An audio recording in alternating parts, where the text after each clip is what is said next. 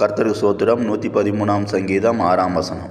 அவர் வானத்திலும் பூமியிலும் உள்ளவைகளை பார்க்கும்படி தம்மை தாழ்த்துகிறார். கர்த்தருடைய பரிசுத்த நாமம் துதிக்கப்படுவதாக. கர்த்தர் நல்லவர், அவர் கிருபை என்றும் உள்ளது. இந்த நாள் தியானத்துக்கு ஆண்டவர் தந்த இந்த 113 சங்கீதம் 6 வசனத்துக்காக ஆண்டவரை துதிக்கிறேன், சோதரிக்கிறேன். இந்த வசனத்தில் இந்த சங்கீதக்காரன் இப்படியாக சொல்லுகிறார், அவர் வானத்திலும் பூமியிலும் உள்ளவைகளை பார்க்கும்படி தம்மை தாழ்த்துகிறார் என்று சொல்லி. பாருங்க, அவர் உன்னதமான தேவன், அவர் பாருங்க மகிமை நிறைந்த தேவன். அப்படியாக அவர் உன்னதமான இடத்துல, அந்த மகிமை நிறைந்த ஸ்தானத்தில், அந்த மகிமைக்குள்ளே அவர் வாசம் செய்த போதிலும் அவர் என்ன பண்ணுறாராம், இந்த பூமியில் உள்ளதையெல்லாம் பார்க்கும்படி, வானத்தில் உள்ளதையெல்லாம் பார்க்கும்படி அவர் தம்மையே தாழ்த்துகிறார் என்று சொல்லி இங்கே எழுதப்பட்டு இருக்கிறது. அப்போ இந்த வசனம் பிரகாரம் பாருங்கள், நம்மை உண்டாக்கின தேவன், நம்மை சிருஷ்டித்த தேவன், எல்லா சிருஷ்டிகளுக்கும் அதிபதி, இந்த உலகத்துக்கும் அதிபதி, இந்த உலகத்துக்கும் ஆளுகை செய்யக்கூடியவர், முழு உலகத்தையும் சிருஷ்டித்தவர். அவரே என்ன பண்ணுறாராம், தம்மை தாழ்த்துகிறார் என்று சொல்லி இங்கே எழுதப்பட்டிருக்கிறது. பாருங்கள், நம்மை உண்டாக்கினவரே தன்னை தாழ்த்தும் போது இந்த உலகில் வாழ்கிற அவரால் சிருஷ்டிக்கப்பட்ட நாம் ஒவ்வொரு நாளும் எப்படி காணப்படணும், நம்மை தாழ்த்தக்கூடியவர்களாக காணப்பட வேண்டும். நமக்குள்ள தாழ்மை காணப்பட வேண்டும். நமக்குள் காணப்படுகிற மேட்டுமை பெருமையெல்லாம் எடுத்து போட்டு நம்ம ஆண்டவருக்கு முன்பாக ஒரு தாழ்மை உள்ளவர்களாக, எளிமை உள்ளவர்களாக, எல்லாரையும் நாம் அனுசரித்து செல்லக்கூடியவங்களாக, எல்லாரோடு ஐக்கியமாக காணப்படக்கூடியவர்களாக காணப்பட வேண்டும். ஆனால் இந்த உலகத்தில் அப்படியாக தாழ்மைப்பட்டு ஜீவிக்கக்கூடிய சூழ்நிலைகள் காணப்படாத வண்ணம் அநேகருக்குள்ள அந்த மேட்டிமை பெருமை என்கிற வல்லமை பல விதத்தில் போராடி கொண்டே இருக்கிறது. பலரையும் வஞ்சிக்கும்படியாக அது கிரியை செய்து கொண்டே இருக்கிறது.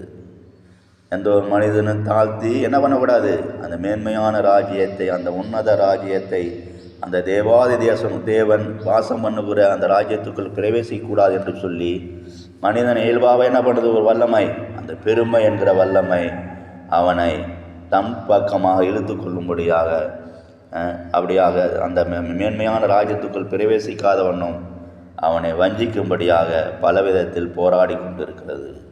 அப்போ இந்த வசனத்தை நாம் அதிகமாக சிந்தித்து பார்க்க வேண்டும், ஆராய்ந்து பார்க்க வேண்டும்.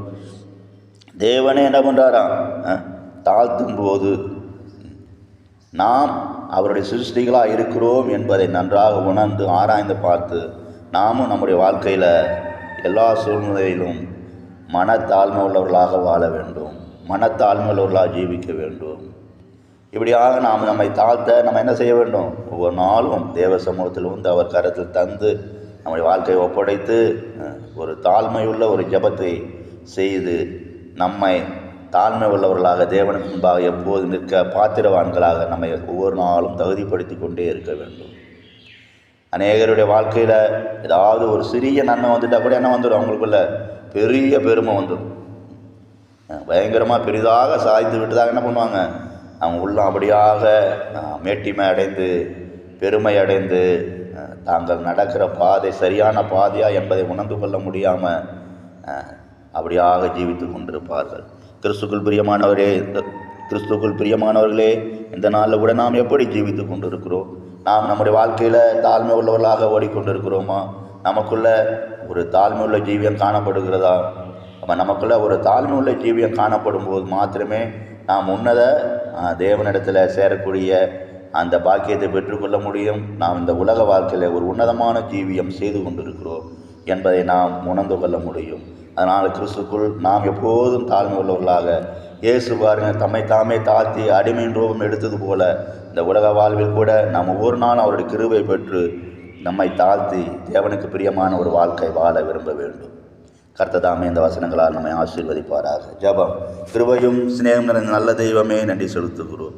ஆண்டவரே, நீர் உன்னதமான தேவனாக இருந்த போதிலும் வானத்திலும் பூமியிலும் உள்ளவைகளை பார்க்கும்படி ஆண்டவரே உண்மையே தாழ்த்துகிறீர் என்று சொல்லி எழுதப்பட்டிருக்கிறதப்பா.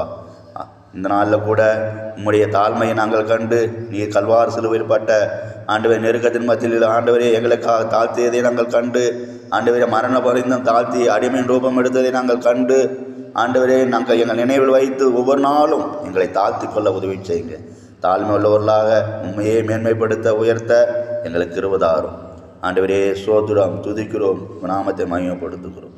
எங்கள் ஒவ்வொருவருக்குள்ள அப்படிப்பட்டதான் தாழ்மையுள்ள ஜீவியத்தை தாங்கப்பா, காத்து நடத்துங்க, ஆசீர்வதி. கன மகிமை செலுத்துகிறோம் இயேசு நாமத்தில் பிதாவே, ஆமென்.